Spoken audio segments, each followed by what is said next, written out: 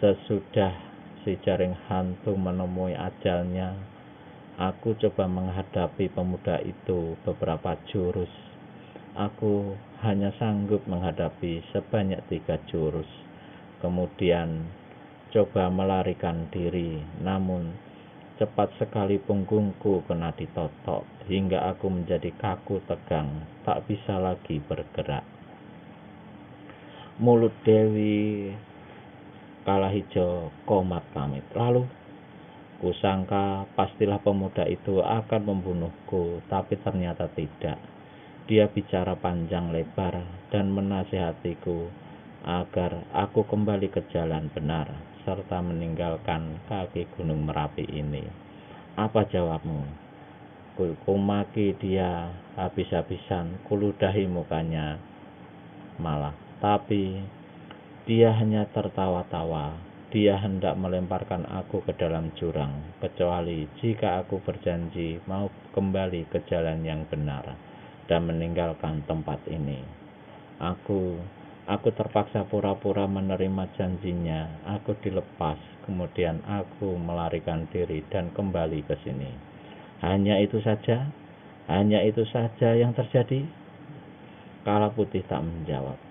Jangan diam macam orang tuli serta bisu, bentak Dewi Kalahijo.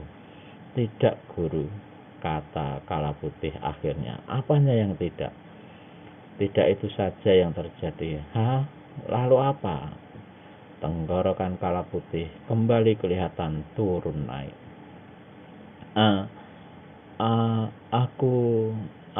Aku apa? Hardik sang guru tak sabaran. Mohon maaf, Guru. Aku tertarik pada pemuda itu. Mata Dewi Kalahijo membeliak besar. Apa katamu? Kau tertarik pada Wiro Sableng, pemuda keblinger itu? Hah? Kata Kala Putih mengangguk perlahan. Mulut gurunya komat kamit. Kau tertarik padanya? Kau jatuh cinta padanya? Dan Kala Putih mengangguk lagi. Gadis sambal, maki Dewi Kalahijo. Ditendangnya kursi di hadapannya hingga mental dan hancur berantakan. Disuruh meringkus musuh, dia pergi bercinta-cintaan. Apa yang telah kalian lakukan? Tidak ada, Guru. Dusta, ayo katakan cepat. Dewi Kalahijo mengangkat tangan kanannya ke atas. Sepasang matanya berkilat-kilat. Jika tak mengaku ajalmu sampai detik ini juga. Dia menciumku, Guru. Menciummu? Gila. Dicium, kau diam saja, kata Kala Putih tak menjawab. Selain dicium, kau diapakan lagi olehnya? Dipeluk. Anak setan. Kali ini meja yang jadi korban tendangan Dewi Kalahijo habis dipeluk, lalu apalagi? Tidak ada lagi, Guru. Sungguh, jangan bohongi aku. Kau tidur bersamanya ya? Tidak, sungguh mati tidak, Guru, kata Kala Putih. Mulai sesenggukan, Dewi Kalahijo melangkah mondar-mandir di ruangan itu beberapa lamanya. Dia bicara apa saja padamu? Dia bilang akan datang ke sini dan menggagalkan maksud pendirian partai Lembah Tengkorak dan membunuhmu bila kau tak bertobat dan kembali ke jalan yang benar. Kentut, kau juga kentut, Kala Putih. Dengar, bila kelak peresmian partai telah berlangsung, kau akan menerima hukuman berat dariku. Kala Putih menjatuhkan diri berlutut. Guru, harap kau sudi memaafkan aku. Keluar dari sini. Aku muak melihatmu, bentak Dewi Kalahijo dengan amat geram. Perlahan-lahan Kala Putih berdiri. Disekanya kedua matanya, lalu dengan menundukkan kepala ditinggalkannya tempat itu. Hari 12 bulan 12. Sang surya memunculkan diri di ufuk timur, memancarkan sinar kuning kemerah-merahan. Berangsur tinggi, sang surya berubah pula warnanya, yang merah kekuningan itu menjadi putih keperakan. Di kaki timur Gunung Merapi kelihatanlah satu pemandangan baru yang luar biasa. Sekitar lembah Tengkorak dalam radius 1 kilometer dilingkari oleh sebuah parit yang sangat dalam dan lebar 40 tombak. Air parit ini kelihatan hijau kelam, tanda diserapi dengan racun yang jahat. Bagaimanapun saktinya seseorang, tak mungkin akan dapat melompati parit ini. Di satu bagian dari parit terdapat sebuah tangga gantung. Tangga gantung ini terbuat dari tulang belulang manusia seperti tulang kaki, lengan, dan iga-iga. Di beberapa bagian dihiasi dengan tengkorak-tengkorak kepala manusia. Di keseluruhan lembah yang dikitari oleh parit itu, maka memutihlah tulang-tulang belulang dan tengkorak manusia. Di tengah-tengah lembah berdiri sebuah panggung yang sangat luas, seperti jembatan gantung tadi, maka keseluruhan panggung ini juga terbuat dari tulang belulang manusia. Tiang panggung terdiri dari tumpukan tengkorak-tengkorak kepala, lantainya dari tulang-tulang kaki, tulang-tulang lengan, serta iga yang disambung satu sama lain. Pada beberapa bagian terdapat rombe-rombe atau gaba-gaba yang juga semuanya terbuat dari tengkorak serta tulang-tulang manusia. Di sekitar panggung sebelah depan duduklah ratusan tamu-tamu dan dari dunia persilatan yang telah diundang oleh Dewi Kalahijau. Dan kesemua tamu ini duduk di atas kursi-kursi yang juga terbuat dari tulang-tulang manusia. Banyak di antara tokoh-tokoh silat itu yang merasa menyesal telah datang ke lembah Tengkorak. Namun hal ini tidak mereka perlihatkan, meski di dalam hati mereka sesungguhnya merasa ngeri. Kemana saja mata memandang, maka tengkorak-tengkorak kepala dan tulang-tulang manusia yang kelihatan serta mereka duduki sebagai kursi.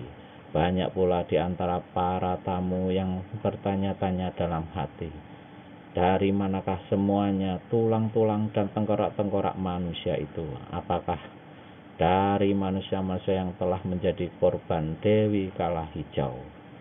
Sementara itu, di dalam guanya Dewi Kalahijau tengah dikelilingi oleh 3 orang murid dan beberapa anggota partai yang menduduki jabatan tinggi. Dewi Kalahijau tengah memberikan beberapa tugas-tugas terakhir pada mereka. Kemudian pertemuan dibubarkan setelah semuanya disuruh bersiap-siap, kecuali Kala Biru yang kemudian dipanggil dan diajak bicara 4 mata. "Apakah kau sudah lihat pemuda itu di antara para tamu?" tanya Dewi Kalahijau.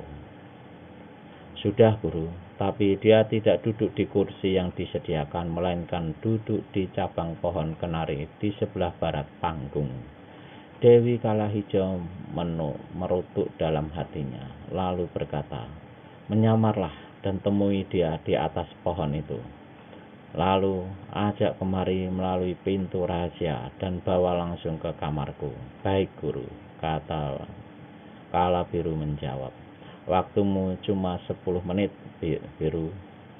Kala Biru menjura lalu meninggalkan tempat itu. Dengan cepat, tak lama kemudian di ujung barat panggung kelihatanlah sesosok kakek-kakek terbungkuk-bungkuk melangkah mendekati pohon kenari besar. Semua orang yang hadir tidak mengambil perhatian karena menyangka kakek-kakek itu adalah seorang dari sekian tamu yang diundang oleh Dewi Kalahijau. Lagi pula, semua mata para tamu kebanyakan tertuju ke depan panggung.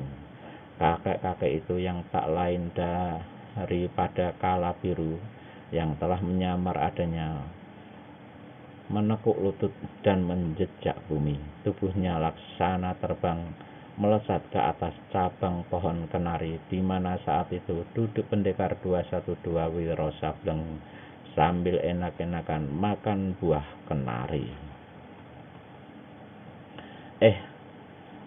Kakek-kakek, kau siapakah yang mau-mauan naik ke tempatku duduk ini? Tanya Wiro Sableng. Kakek biru menarik nafas dalam dan merubah suaranya sehingga persis seperti suara orang tua renta. Wiro Sableng, aku adalah suruhan Dewi Kalahijau.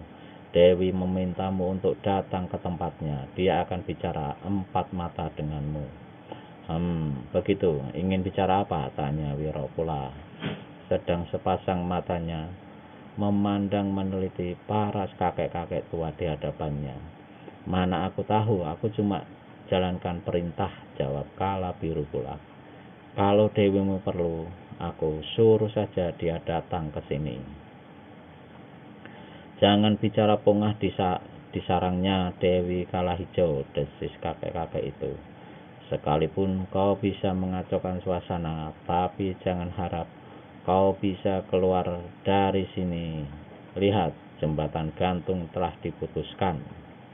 Pendekar 212 terkejut dan memandang ke jurusan kanannya.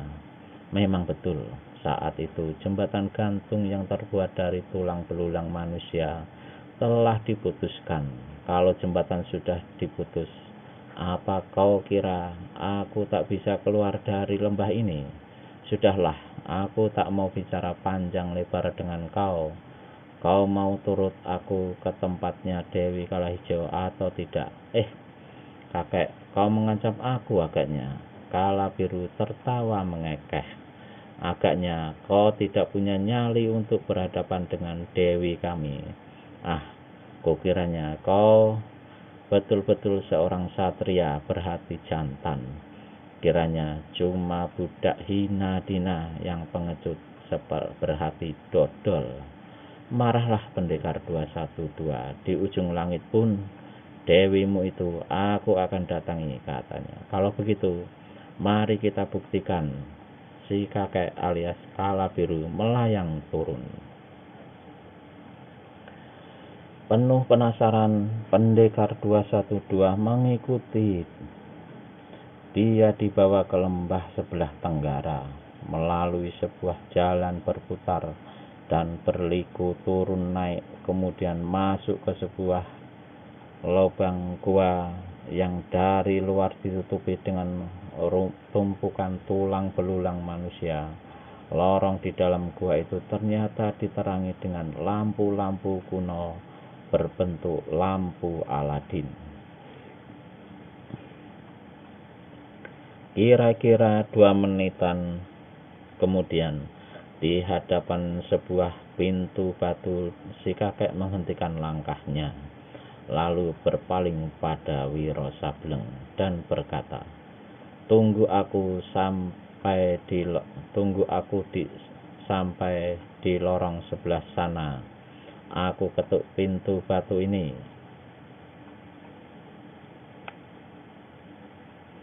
Orang tua, jika ini adalah perangkap, jangan harap matimu secara baik-baik. Paling tidak, tangan dan kakimu akan kutanggalkan satu demi satu. Si kakek alias Kala Biru tertawa mengekeh dan berlalu dari hadapan pendekar 212. Wiro sendiri merasa tidak enak saat itu, dan dia yakin bahwa dirinya berada dalam satu perangkap. Namun, untuk kembali mungkin akan lebih besar lagi bahayanya, apalagi mengingat tiap pengecut yang diberikan si kakek tadi sangat membakar hatinya. Maka ketika si kakek dilihatnya sudah sampai di lorong ujung sana, segeralah diketuknya pintu batu di hadapannya. Pintu batu yang berat itu demikian diketuk membuka ke samping dengan sendirinya. Ternyata pintu batu itu tebalnya 2 tombak lebih. Ketika Wiro memandang ke pintu yang terbuka itu, di belakang pintu kelihatanlah sebuah kamar yang sangat bagus. Belum pernah Wiro Sableng melihat kamar yang demikian.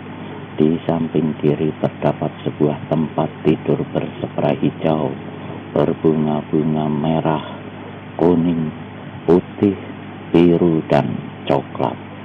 Di dinding di samping tempat tidur ini tergantung sebuah lukisan besar yang indah. Di sebelah kanan terdapat seperangkat meja dan kursi, sedang keseluruhan lantai tertutup dengan permadani tebal dan bagus. Tapi apa yang menarik perhatian pendekar 212 saat itu bukan semua keindahan tadi, melainkan pada sosok tubuh perempuan yang duduk di atas kursi di tengah ruangan. Perempuan ini mengenakan sehelai baju panjang hijau yang terbuat dari kain sutra yang sangat tipis. Kaki kanannya dipangkukan di atas kaki kiri, sehingga baju panjangnya itu tersibak lebar, memperlihatkan pahanya yang putih padat serta mulus. Di balik baju sutra tipisnya itu, hampir jelas kelihatan kedua buah dadanya yang besar. Namun, semua keindahan badan yang laksana telanjang itu tiada artinya bila dilihat paras perempuan itu yang tertutup topeng tipis, muka tengkorak. "Silahkan masuk, Wiro," Dewi Kalahijo berkata sambil melambaikan tangannya. "Jika kau mau bicara, biar aku berdiri di sini saja," jawab pendekar 212 pula. "Ah, ucapanmu menyatakan kecurigaan, bukan? Tak perlu curiga, tak perlu khawatir bahwa aku akan menjebakmu. Silahkan masuk. Sekalipun kau memang bermaksud menjebakku, aku tidak gentar. Nyawaku berarti juga nyawamu, Dewi Kalahijo." Itu satu kata-kata yang bagus. Mari masuklah, Wiro. Aku ingin bicara denganmu. Maka pendekar 212 pun masuklah. Begitu dia masuk ke dalam kamar itu, maka pintu di belakangnya bergeser cepat dan tertutup kembali. Dewi Kalahijo tertawa. "Silakan duduk," katanya. Wiro tetap berdiri di tempatnya, dan Dewi Kalahijo tertawa lagi lalu bertanya, "Menurutmu, kamar ini bagus atau tidak?" "Bagus sekali dan indah," jawab Wiro. "Cuma sayang." "Sayang apa?" "Sayang dihuni oleh perempuan bermuka buruk." Dewi Kalahijo tertawa gelak-gelak. "Parasku tidak seburuk yang kau kira, Wiro," katanya. Dan habis berkata begini, dengan tangan kirinya dibukanya topeng tengkorak yang menutupi mukanya. Ternyata Dewi Kalahijo berparas cantik sekali.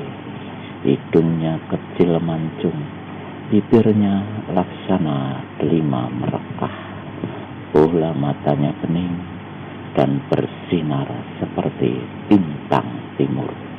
Di dagunya sebelah kiri terdapat sebuah tahi lalat kecil.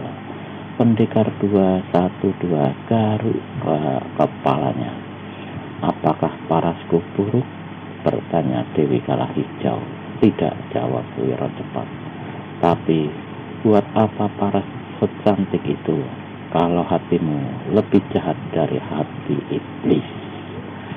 Dewi Kalahijo tertawa lagi gelak-gelak. "Wiro, saat ini kita cuma punya sedikit waktu untuk bicara. Sebentar lagi aku akan keluar untuk meresmikan berdirinya Partai Lembah Tengkorak. Kuharap kau suka bergabung dengan kami?" Wiro Sableng menyeringai, "Kau masih saja mimpi tentang partaimu. Juga, apa kau lupa bahwa sekali aku menolak tawaranmu, sampai kapanpun tetap kutolak?" Dewi Kalahijo berdiri dari kursinya dan melangkah ke hadapan pendekar 212. Betapa jelasnya kelihatan potongan tubuh yang indah itu. Pendekar 212 merasa nafasnya seperti berhenti. Pendekar gagah, agaknya kaulah yang mimpi. Apakah kau buta pada kenyataan akan adanya panggung di luar sana? Apakah kau tidak melihat para tamu yang datang ke tempat ini untuk menyaksikan resminya berdirinya Partai Lembah Tengkorak? Baik, kalau kau bilang aku yang mimpi, tapi walau bagaimanapun, aku pun tak akan masuk ke dalam partaimu.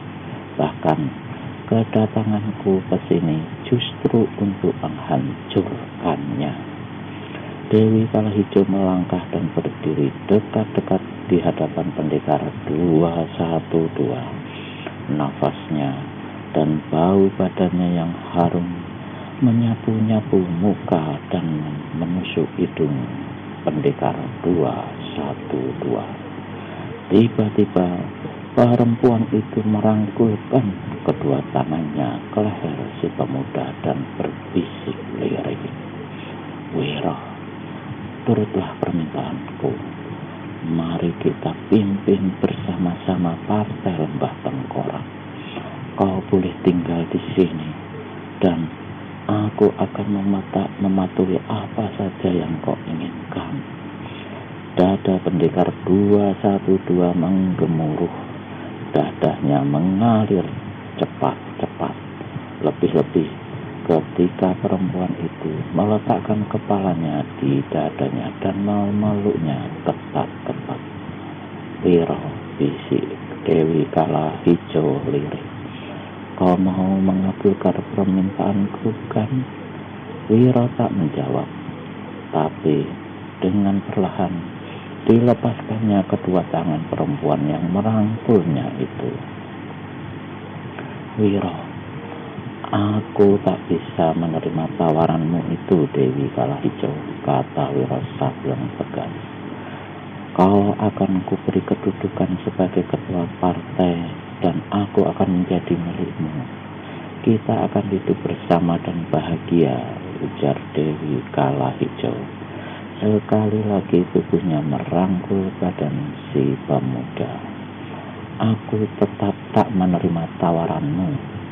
Dewi Kalahijo menggerakkan badannya.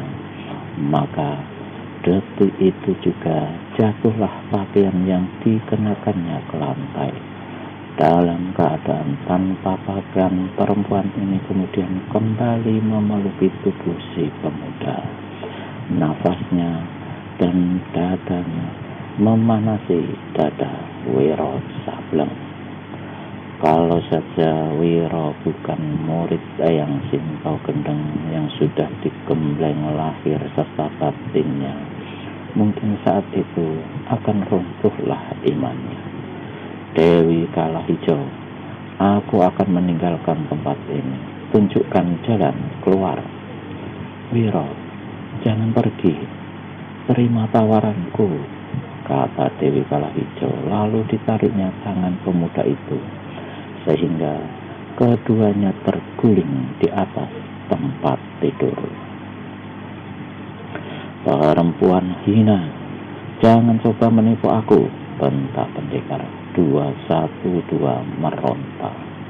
"Siapa yang menipumu? Aku bersungguh hati dan tidak palsu dengan ucapanku," kata Dewi Kalahijo. Wiro mendorong perempuan itu hingga terpelentang di atas tempat tidur.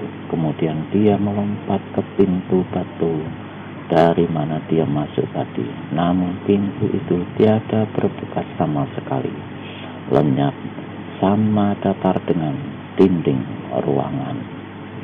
Wiro, Dewi Kalahijo melompat dan menubruk si pemuda. Kamar ini penuh senjata rahasia. Sekali aku menggerakkan tangan atau kaki, tamatlah riwayatmu. Aku tidak takut mati, tapi sebelum mati, pasti kepalamu kupecahkan dulu. Balas mengancam pendekar 212. Dan Dewi Kalahijo kelihatan lunak kembali. Satu tangannya memeluk lagi tubuh si pemuda, sedang tangan yang lain menarik tangan Wiro dan meletakkannya di atas buah dadanya. Masuklah ke dalam partaiku, Wiro. Kau kuserahi jabatan sebagai ketua. Tidak, bentak Wiro. Pergilah. Sekali dorong saja, maka hampir sang Dewi jatuh terjerongkang. Setelah mengimbangi tubuhnya, Dewi Kalahijo untuk kesekian kalinya merengek macam anak kecil. Namun pendekar 212 tetap pada pendiriannya. Maka marahlah perempuan itu. Sementara tangannya memeluk pinggang Wiro Sableng, tangan yang lain tak terduga tiba-tiba bergerak dengan cepat, menotok jalan darah besar di tubuh pendekar 212. Tak ampun lagi, pemuda ini pun roboh ke atas permadani tanpa bisa bergerak dan tanpa sanggup membuka mulut. Manusia goblok, tolol, rasakan sekarang, maki Dewi Kalahijo.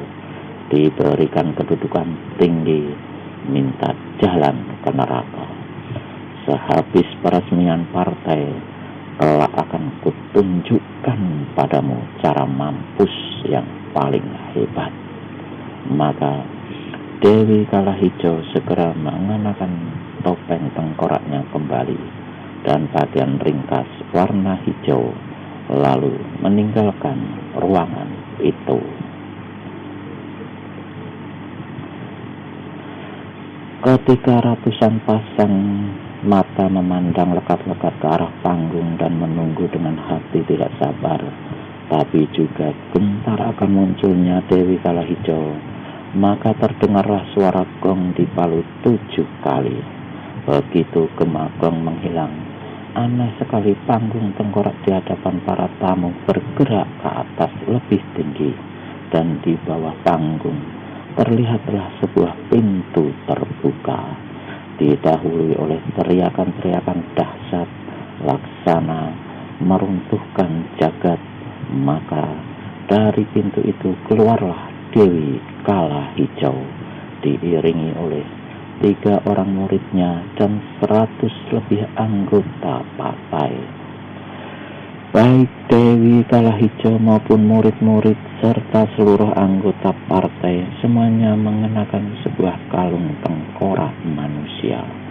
Dewi Kalahijo, 3 orang muridnya dan seluruh anggota partai kemudian duduk di barisan kursi yang terletak di panggung sebelah barat. 7 kali lagi gong di Palu, dan setelah itu Dewi Kalahijo pun selaku ketua partai Lembah Tengkorak melompat naik ke atas panggung. Gerakannya indah sekali waktu melompat itu.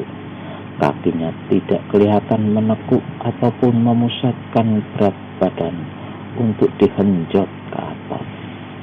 Dari sini saja setiap yang hadir sudah dapat mengetahui bagaimana tingginya ilmu Dewi Kalahijo.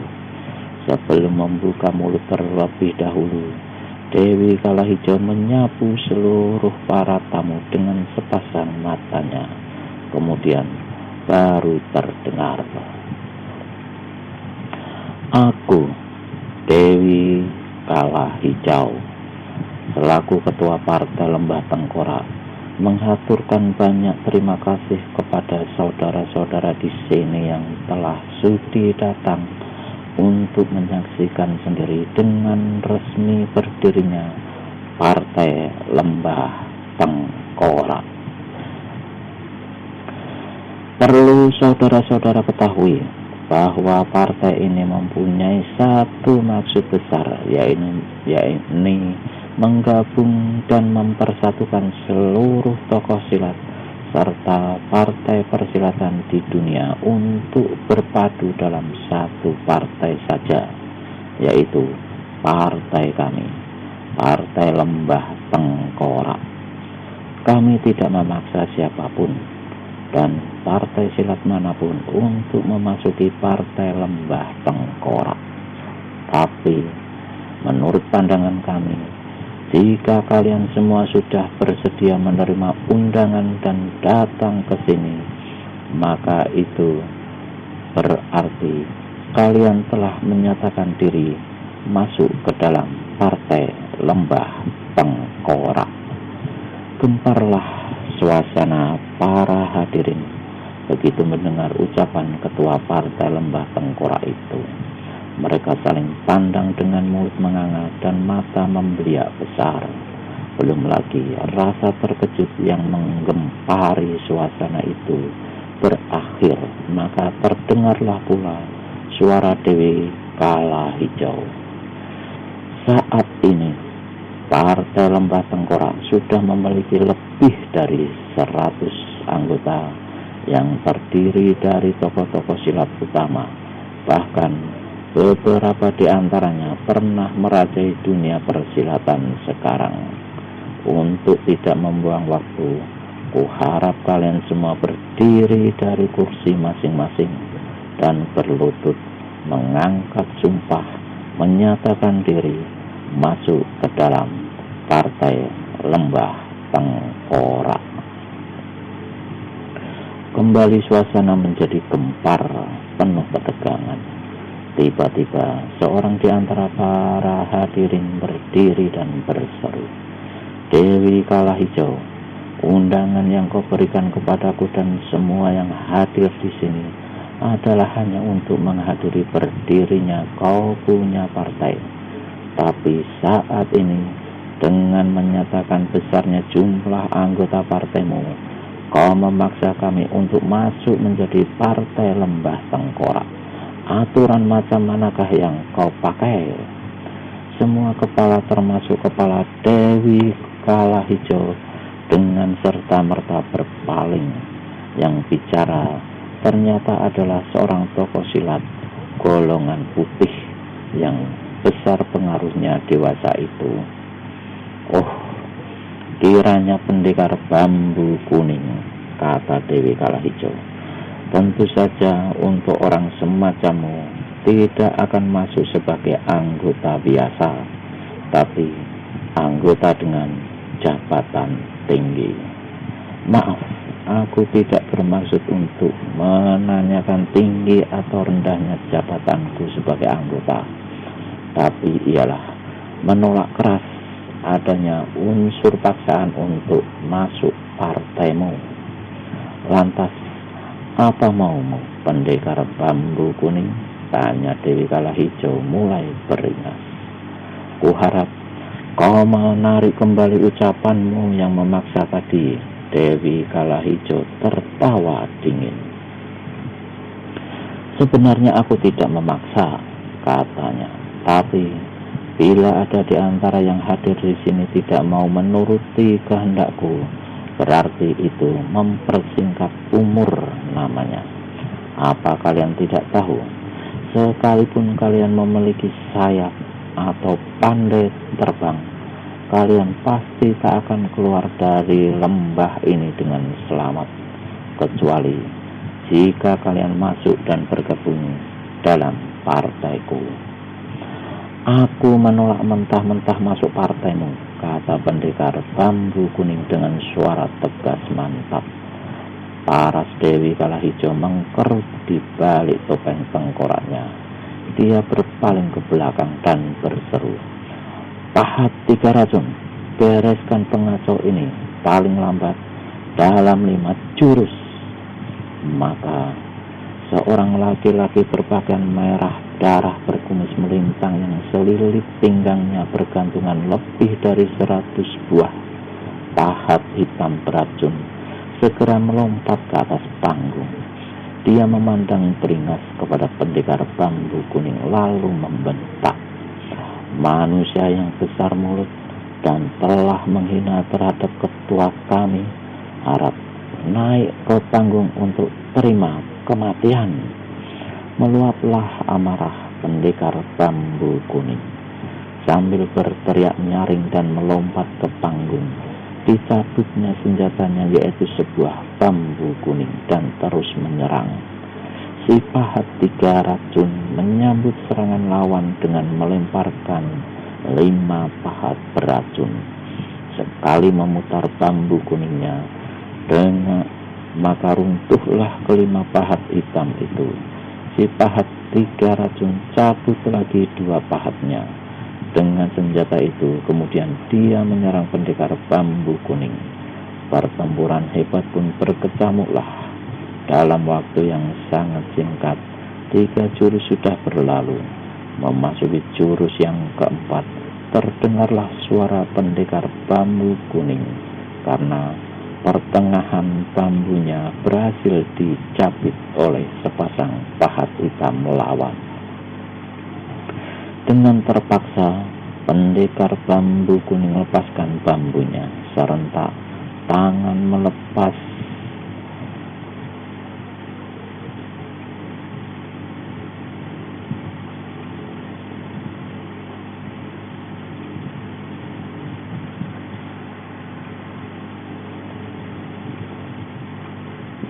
seketika serentak pula kaki kanan menendang ke depan.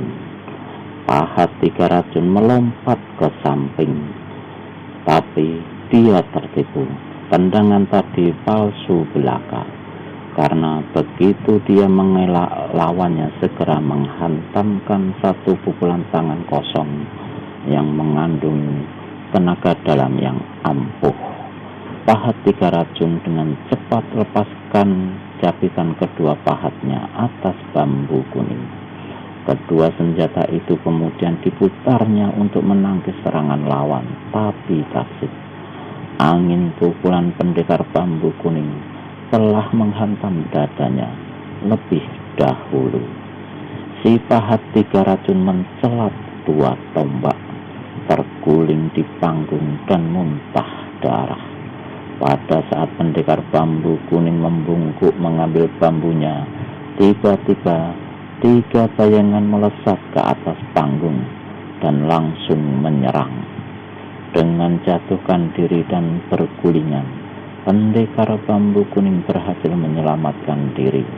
Yang menyerangnya adalah 3 manusia berbadan katai dan mengenakan pakaian bertambal-tambal dan robek-robek.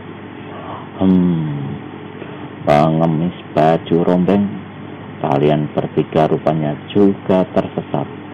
Jadi begundalnya perempuan iblis itu, Baik, majulah sekaligus, biar lekas ku musnahkan. Pengemis-pengemis baju rombeng cabut senjata mereka, yaitu sebentuk sapu ijuk pendek. Berbarengan ketiganya menggerakkan sapu ijuk itu. 300 jarum hitam kemudian mendesing ke arah pendekar bambu kuning dari 3 jurusan. Curang, terdengar seruan hadirin. Di atas panggung, pendekar bambu kuning sangat terkejut dan tak menduga kalau akan diserang sehebat itu. Segera diputarnya senjatanya, namun beberapa dari jarum hitam yang datang dari samping kiri kanan masih sempat menancapi tubuhnya. Tawa salah seorang dari pengemis rombeng. Jarum-jarum itu mengandung racun jahat. Nyawamu hanya tinggal 3 jam lagi. Mendengar itu maka kalaplah pendekar bambu kuning. Senjatanya dipulang-palingkan cepat sekali, jurus-jurus simpanannya dikeluarkan.